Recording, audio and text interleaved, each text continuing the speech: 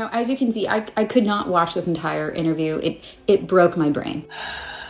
I have to start with a warning. Get your headache pills. Get a stiff drink. All right. I need to start drinking alcohol. Give me one of those bottles. Get your therapist on speed dial, okay? I gotta go to therapy now. Maybe call your prayer deacon, girl. You're gonna need them. Because Pearl is at it again. You are not going to get anywhere shaming men for not getting married. The only way that you are going to see progress is by making the institution more fair for men and giving fathers access to their children. But when you say make the institution more fair for men, you're saying make divorce a little nicer for men. I think divorce is the problem. No, not the solution. I agree with you. I don't believe I don't believe in divorce. Okay, so if we could ban divorce tomorrow, great. But I think for the time being, so if we could do that, yeah, let's go. Yeah, right. But for the time being, it's like, okay, at least there should be mandatory DNA testing at birth. No. I don't know why because it's calling my wife a whore to do that. I mean, it's ridiculous. Why? Okay, so because the assumption of first of all, mandatory, good grief, but the premise of it is that my wife is sleeping around. Okay, so I'm quite confident my wife is not sleeping around. The woman feels icky for a little bit, but then the man feels it. I would feel quite icky. Wait. The woman feels icky for a little bit. Fine, maybe the man feels icky. Certainly he would. You're calling his wife a whore and him a cuckold. It prevents men from being put on child support and raising kids that aren't theirs. You're saying they're married. And if people want to opt out of it, fine, you can opt out. So it's not mandatory. But it's voluntary. But there it is voluntary. Yes. I think it would be better if it was mandatory. I think that's a better. So then the men can opt out. Oh my gosh, what are you? I'm just trying to figure out what you're saying.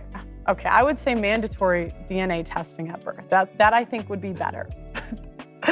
But even though the men don't want it. Look so you're telling a man now, you're contradicting what a man has to say. Because you haven't been in that situation. Do you know what I mean? I've been in birthing rooms a couple times. Why do you guys make light of situations that? Pearl, I have been in the situation and you have not. I've been in the birthing room twice. I'm talking about a man raising a child that's not his. Oh, yeah. It's not an uncommon thing. At least one of my kids looks like me. The other one looks a lot like my wife. No, but okay, but we're trying to make jokes, but this stuff is serious, Michael. Yeah, this is serious. I guess the implication though is that in 2% or whatever, where the woman has cheated or something. And again, we're bringing in lots of different demographics and circumstances here. But in that case, then the parents get divorced? I thought you just said we're going to ban divorce. No. Well, okay, if she's committing fraud, then yeah. She's committing adultery. Do you think adultery is grounds for divorce? I thought you said we're going to ban divorce. This is what I mean by the liberal kind of things creeping in. I tried really hard to listen to this debate because I really enjoy exposing myself to viewpoints that are different from my own. Michael Knowles is extremely religious. If you're not familiar with him, he is a practicing Catholic, and I would say he's on the more conservative side of the marriage debate. Pearl Davis, if you haven't had the pleasure of consuming her content, is very much pro-men, right? All very anti-woman and saying no woman is marriageable unless they are, fit, so athletic or quote unquote average weight, no tattoos and Christian. Basically, any woman who doesn't fit those criteria don't meet and they don't deserve to be married, which is so flawed and problematic. We could start there. I am celebrating 15 years of marriage this year. Congratulations to us. And it's been really easy. It's been really swimming because we just, get along. We're both laid back. We share common values and we have more in common than our body type, our tattoo status, and our religious affiliation. So there is way more that goes into a successful marriage than the very flawed criteria that Pearl is advocating for. Now, as you can see, I could not watch this entire interview. It broke my brain. It was extremely frustrating listening to them both interrupt each other. Pearl started off with some cohesive thoughts, but then she doesn't really cite any evidence to support her thoughts. She doesn't have a clear thesis. I was halfway through the interview and I still really had no idea what they were even debating. There wasn't a clear pro and a clear against. There was a lot of, I agree with that, but I think it should be XYZ. One thing she was clear on was that the parental rights in the US for men are extremely unfair and sexist. Now, I would agree with that. And I live in Sweden, where the parental rights are extremely feminist, where men are automatically given 50% rights to their children as soon as they have them. Marriage is not required. So Pearl may subscribe to the Swedish model, but it would fit that requirement, 50-50, automatic parental rights, but it wouldn't fit her ideal of what a traditional marriage looks like, where the woman stays home and provides and the man provides outside the home. Because in Sweden, in order to get that 50-50, it's 50-50 down the board. You have to be 50% responsible for the finances as well. You are expected to be financially independent, which means you have to go out and get a job. It also means that the man who's 50% responsible for raising the child needs to be responsible for raising the child and take that time of parental leave and go do all the extracurriculars. It does not meet her stereotypical archetype of what a quote-unquote traditional Catholic marriage arrangement looks like. So Pearl would be very unhappy in Sweden. She'd be happy on one hand, but very unhappy on the other. And therein lies the inherent contradiction that is this woman.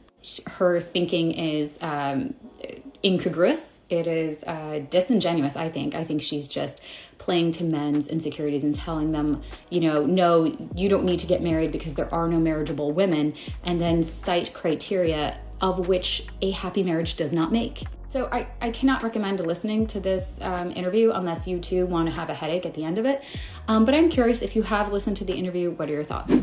Pearl has something to say. Again, Pearl has something to say about divorce and mandatory DNA testing of babies at birth in the hospital. She's thinking, and I'm using the word thinking very generously, she's thinking about protecting men, that divorce isn't fair to men. She needs the world, the institution of divorce to become fairer to men, and that DNA testing of newborns, you're trying to latch on your new baby, and Pearl wants some man and you and your baby to be going for a mandatory DNA testing because 2% of men or less are taking care of babies that are not their own. Oh, have mercy. What will the world do? Maybe this is the answer to world peace? I don't know. I effing don't think so. So, let's hear what Pearl has to say. She was debating a traditional conservative man, and here she comes with her red pill thinking. When they tell you that red pill is just regurgitation, is just projectile vomiting off the same talking points with no thought, no logic, no rational thinking. Pearl's got the market cornered on this. Have a look. What's the argument for? What marriage is, why it's still good to do, no matter what the policies are, why man is inclined toward it. No, any policy? Yeah, I think marriage is always good. Any policy. Yeah, I think any country in the world at any time in history, it's basically good to get married. So a guy, so if they make a policy that, I'm trying to think of something crazy. Even the policies that are today, it's like, that if, so really any policy. Wait, what? You have a son, so your son got married and his wife got pregnant. And come to find out, 5 years later, he's not the biological father. He's been living this life for the last 5 years. You're saying that you would advise your son to stay married to him. So the question, because I have a microphone on, was if my son were married and his wife cheated on him and had a kid by another man, would I support my son divorcing? I do not support divorce under any circumstances. So the question that was brought up from off camera was, what about the so-called acceptive clause in the Gospel of St. Matthew, where our Lord says, what God has joined, let no man separate, except for the case of porneia. And what's curious about this so-called acceptive clause, which in recent centuries, some Protestants have interpreted to mean that if your wife cheats on you, you can divorce her, but which had not been understood that way for the vast majority of the history of the church, and certainly and still is the case in the Catholic Church and elsewhere. I guess one way to understand that, and that apparent contradiction with the other synoptic gospels, which do not have the so-called acceptive clause, is to remember that St. Matthew is writing for a Jewish audience, and there was a live debate at the time over the exception, what type of adulterous exception that would imply. And so one way of understanding Matthew chapter 19 and the exceptive clause is to say, actually what he's saying is, let's ignore this whole sort of debate that's taking place between various Jewish groups and just get to the heart of the matter. But furthermore, the fact that you see it in the other Gospels, not repeated with the acceptive clause, would seem to bolster the traditional view of the church, understood in the magisterium and the depositive faith, and articulated by the Vicar of Christ on earth, that no, you don't get to divorce just because you cheat on your wife. Also because it just at a natural level, that would create a perverse incentive such that if two people don't like each other, there's an incentive to just go out and cheat and then you can dissolve the marriage. Okay, so if he's raising a kid that's not his, you would support them staying together. I oppose divorce in all circumstances. Yep.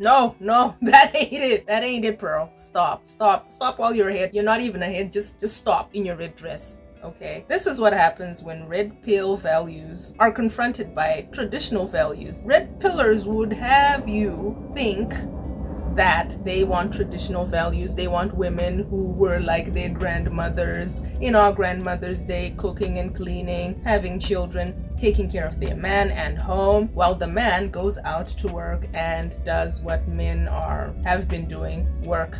Right? That ain't it. Because when the red pill representation in Pearl debates the traditional values in this man, I have not Googled him. He sounds like a traditional, conservative, maybe Republican voting type of man, from the way he was speaking about protecting his wife's honor, even the dignity of the wife, a married wife, which is what red pillars would want us to think that they're about, but they're not. The way this man was talking and the way Pearl's red pill reasoning was just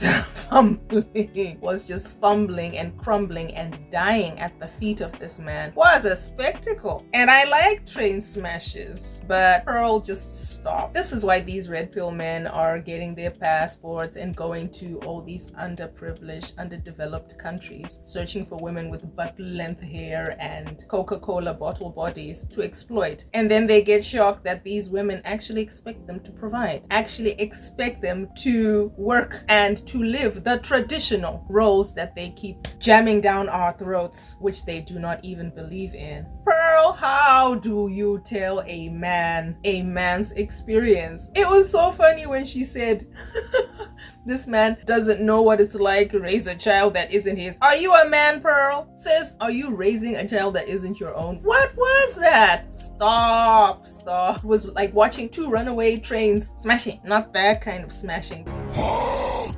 Smash!